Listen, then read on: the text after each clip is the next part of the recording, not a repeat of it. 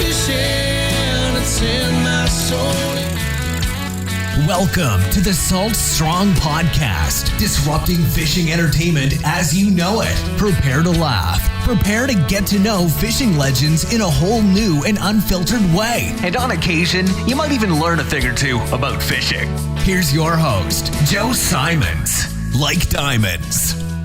The real reason there's so much hatred and disorder in America right now. Hi everyone, Joe Simons here with Salt Strong, and this is going to be a hard-hitting thing that's been on my mind for quite some time. And even though I have turned out the news, I still obviously get my fair share just being on Facebook and social media and talking with my wife and having conversations around our family table. And let me tell you what I believe to be the number one issue that we are facing. And no, it's not racism, and no, it's not poverty, and no, it's not any of this stuff that's being thrown around. It's certainly not the police. I mean, all this stuff just seems like it's just excuses to what the real problem is. And let me read you a quote from Time magazine back on December 28th of 1970. The crisis in the family has implications that extend far beyond the walls of our home. Let me repeat that. The crisis in the family has implications that extend far beyond the walls of our home, and no society has ever survived after its family life deteriorated. Let me repeat that one. No society has ever survived after its family life deteriorated. You can probably already guess what I believe is the main issue. I'm talking about the underlying issue that is the cause of all this stuff. It's the root of all this stuff, and it's because we've destroyed the family. Dysfunctional family equals disorder. Dysfunctional family, or no family unit at all, equals disorder, and that's what we have right now. The foundation of any stable civilization, the foundation of any stable society is family. It's a family structure. This goes all the way back to the Stone Age. That's how people survived. And it drives me crazy that I see all these just excuses and blame and finger pointing and hatred and animosity and people wanting to blame cops or firemen or whoever the heck they're blaming right now.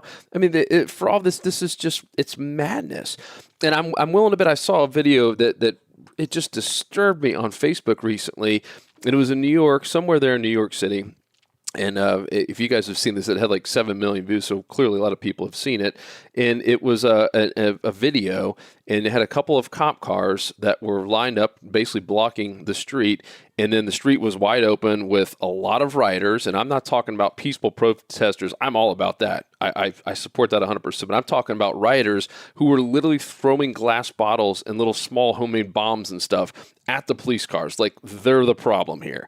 And I'm willing to bet if we sat there and took a microphone, if we were brave enough, and went and interviewed all those people that were acting like complete animals, I'm talking like wild, crazy animals, that none of them had a functional family. I'm willing to bet that none of them ever sat around the table with their family and had like real conversations. And so I believe that the family is the issue. And what really bothers me about this is I believe that the news and the media is almost making it sound like that's a privilege that some families had, and that's a bad thing. That's nonsense. That is crazy. That should be something that we all strive for. That doesn't mean everyone is born into that. Of course not. And not, just like not everyone's born into wealth. We all know that. But that should be something we strive for. That should be something we work towards, right? And think about it. If we all come from crazy, broken families where everyone hates each other and there's no one ever around to teach people wrong from right, to teach people why racism is not right, to have real conversations, how to love someone, talk about laws, right? If none of that's ever happened, how can you ever have that with your kids and your family? And this has just been this constant snowball effect of negativity in families who are never coming together, and they're just completely far apart. And I'm not talking about just divorce here, because there's plenty of divorced parents who are amazing, still have amazing family units, and still teach their kids wrong from right, still sit there and tell their kids what's really going on here and why this is not right. That's the big problem. There's no more family dinners. There's no more family conversations. The communication is completely dropped. And if you guys listen to my last podcast talking about how to basically disarm your haters, it's usually around love. And usually within a family is where you learn love. If the only place you're learning love is from the streets or, from your high school and junior high friends, or your, even if you make it that far past high school, if that's how you learn about love and life and everything else, you're going to be in for a rude awakening, and you're probably going to have zero foundation, which once again is one of the biggest problems that I am seeing here. And once again, it really disturbs me that no one is bringing this up. And I'm talking about both sides. I'm not going to get into politics here, but I have not seen anyone coming up with real solutions besides just blaming the other party. That is asinine. This is not the government's problem. This is a family problem. This is something that we, as American citizens, need to come together and start looking at what is the issue here and how do we fix it. If we're relying on our government to fix anything, we're really screwed. Those guys are more whacked than anyone. I mean, the last thing I'm looking for the government is to fix the problems that we're having here. This is something that stems from us. We are the problem. This is something that stems from the citizens. We need to actually take a stand for our families and take a stand for people that don't have that and teach them right from wrong, to encourage them to have families. I don't know if you guys know this, but to me, what I'm seeing a big reason why there is so much animosity among this one certain race, meaning African Americans, is, they have things like Section 8 housing. And if you guys have looked at those rules, the mother who has kids is not even allowed to have a husband there. The second she has a husband, then guess what? She loses the free housing. That's crazy.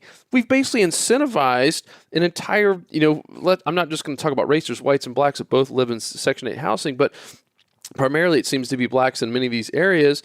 And now we've basically said, oh yeah, if you go get a husband and have a family, we are now going to kick you out. Did you guys know that? That's mind-boggling that Section 8 housing and a lot of these housing projects and basically, free living is like that.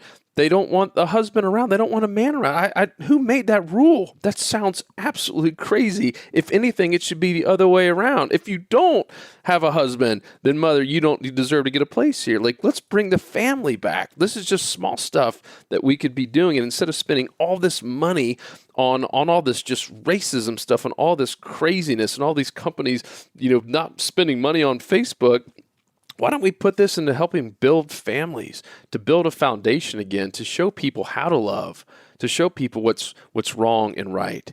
I mean, to me, it's just so mind-boggling that this has not come up at all, that maybe, just maybe, we need to work on a solid family structure, that maybe, just maybe, this family, meaning some type of family unit. I'm not talking about you have to have the perfect family, because none of us do. We're all a little bit screwed up, but that's when the best lessons are learned.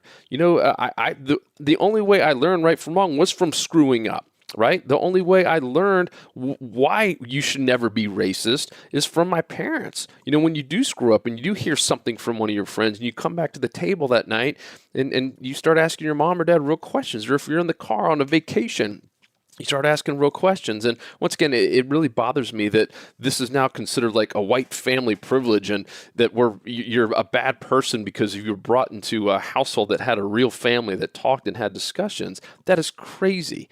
You should never be embarrassed by that. That should be an awesome thing that we're all striving for. And that's what bothers me so much about the way our society is heading, that it's almost like anything. If you had any privilege at all, white or black, because there's plenty of really wealthy black people that all of a sudden they're bad because everyone should be on an even playing field. That's complete hogwash. We should all be striving to be better versions of ourselves every single day. And I'm not seeing that happening very much in America. That's a big problem that I have with all this. And so much of it is based on the family. Guess what kind of conversations I have at my family? Yeah, they're not always good. And sometimes there's some yelling and screaming involved. We're not a perfect family at all, but we're talking about why you want to try hard, why you want to work hard in school, why you want to rise up and do good and impact this world. And I don't think without a family, if our kids were just sitting there on the streets and doing dumb stuff, they're not going to have that. So to me, that's where we need to put our emphasis. That's where we need to put our money. That's where we need to put our time, is loving on everyone, encouraging and finding ways to bringing families together. It's why if you look on our mission statement here at Salt Strong, the first one is uniting families through fishing. We knew from day one this has been a massive, massive issue, and we're seeing it. I go back to that one quote, and this is from 1970. They've been talking about it since then, and it's been deteriorating ever since. No society has ever survived after its family life deteriorated. The family life is the foundation. And we've drifted away from family. We know we've drifted away from God. I'm not even going to go down that path here. I'm just going to talk about family. But we've drifted away from all that was sacred and all that was good. And now all of a sudden it's like you're bad and you're evil and you're privileged and you should be ashamed of yourself that you had a good family. That's asinine. It should be the opposite. We should be celebrating those who came from good families and had parents that loved us. And I'm not talking about wealth here. I'm just talking about families who stick together and loved each other. From the beginning of time, there's families that they didn't even know what money was at the time. But the ones that survived, the ones that stuck together, the ones that had each other's backs, the ones that learned the right and the wrong, that learned why there are laws in place, right? This is not about money or color or race or any of that stuff. This is about family and having a foundation. We have drifted so far away from that. There is such a breakdown in the family, and there's a breakdown in just look at our society. I mean, once again, it kills me that we're having to go through all this. And I think the worst part is we're so far away from even looking at the right solution. The solution is not to tear down statues or any of the just, in my opinion, some really dumb things that are being done, just pretending like that's going to solve anything. It doesn't. Until we go to the root of this cause. There's no statue that sits there and tells people to be racist or anything like that. No, all of this stuff stems from family. And regardless if we're talking racism or religion or just the hatred on social media, so much of this stems from a family issue and a foundation and having people who support you and love on you and teach you right from wrong. So let's start this conversation. Regardless if it's on social media, regardless if it's with your congressman or senator, if you have a voice, which we all do, let's start this conversation that, hey, guys, maybe we should stop arguing about all this other stuff that's kind of irrelevant, and let's start putting a focus on the family. How can we unite people? How can we start bringing people together and loving on people, regardless of their skin color, regardless of where they were born or how they were born or how poor or rich they were born? How can we bring people together and love all them? How can we focus on the family? How can we, if you're listening to this and you're a parent, how can we just be better parents? And that doesn't mean you always have to be there. Doesn't mean you always have to be present. I'm not a lot. I'll be honest. You guys have heard my past episodes. There's many times I'm just stressed out and I'm working 1,000,000 miles an hour and traveling. It's never perfect. But when I'm here, I'm always trying to focus on how can I be a better parent? How can I make sure that my kids are not just going to have opportunities, but they're going to know what's right and wrong. That when all of a sudden they're older and they're a decision maker in their own family, that they're going to be able to pass these same like loving skills and the right and the wrongs and why we have laws, that they're going to be passing all this stuff down to their kids. And they're never going to be ashamed of that. To me, that once again, that part bugs me the most, that we should just be ashamed of it because that we have a family who has a family structure and a foundation. Guys, that the second we get away from that and think that's a bad thing, we're done. I mean, we are completely done. I'm going to read it again. No society has ever survived after its family life deteriorated. Guys, gals, let's focus on our families. Let's focus on our families. That is the real reason there's so much disorder. There's so much hatred, and there's so many just lost people right here in America as we have lost track of how important this family is. And I'm not talking about a perfect family. I'm just talking about a family who gets together, who sticks together, who talks about these issues and talks about right from wrong and teaches our kids and everyone in our family how to love, how to be loving people, and how to lift others up. If we all did that, I'm sure you can be nodding your head right now that this would be a much, much, much better place, filled with a whole lot more love. Never perfect.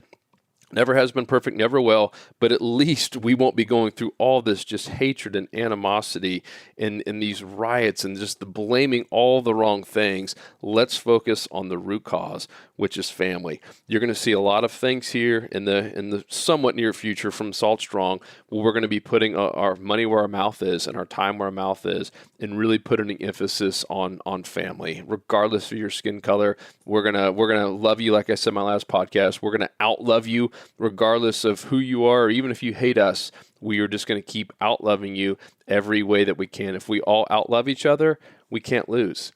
I'm going to repeat that one because that's a powerful one. I said it on the last podcast. If we all just outlove each other, everyone in front of us, behind us, regardless of race, religion, or sexual preference, any of that stuff, regardless, obviously, of your skin color or your talents, if we just all outlove each other, we can't lose. That is it for this week's episode.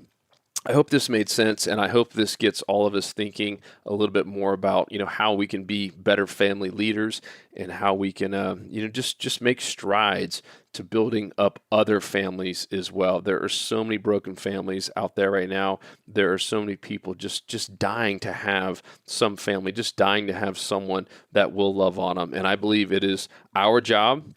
It is our duty, is our calling for people that have been fortunate enough to be raised in a good family and know what that feels like and know what it feels like to be loved, to try to give that to others. So I leave you with that. Let's focus on the family. 'Cause fishing, it's in my soul. It was passed down to me from the days of old. Find us on the